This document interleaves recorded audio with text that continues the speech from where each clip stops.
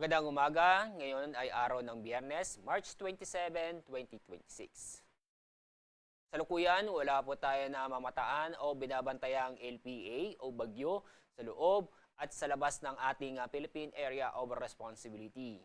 Patuloy pa rin ang epekto ng easterlies sa ating bansa, kaya itong easterlies ay inaasahang makakapekto sa ating bansa sa susunod na 5 araw.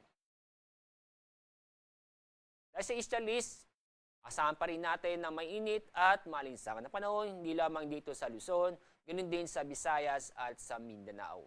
Asahan din ang mga isolated na mga pag-ulan dulot ng thunderstorm, lalong-lalo na sa bandang Visayas at Mindanao.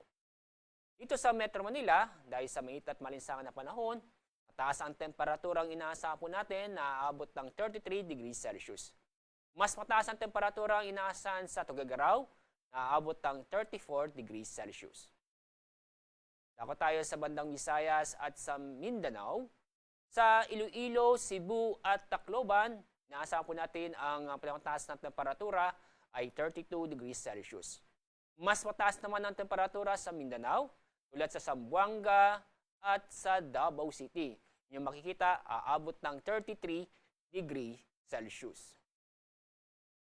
Kahapon, ang ating heat index ay umabot ng 37 to 38 degrees Celsius dito sa Metro Manila. At sa ating mga binabantayang mga lugar sa bansa, may mataas na heat index na umabot ng 42 degrees Celsius. Ito doon sa San Jose, Occidental, Mindoro. Sumunod ay 40 degrees Celsius dito sa Aiso, Etsaga, Isabela, Coron, Palawan at Borongan, Eastern Samar. Ngayong araw, ang inaasahan natin pinakamataas heat index aabot ng 42 degrees Celsius doon sa San Jose, Occidental, Mindoro. Dito sa Metro Manila, inaasahan ang ating heat index ay 37 to 38 degrees Celsius. Wala po tayong inaasang matataas ng alon sa ating mga karagatan, kaya ligtas o safe naman po kulaot ang ating mga kabayan sa buong kapuluan. Ang araw sisiga sa ganap na 5:56 ng umaga.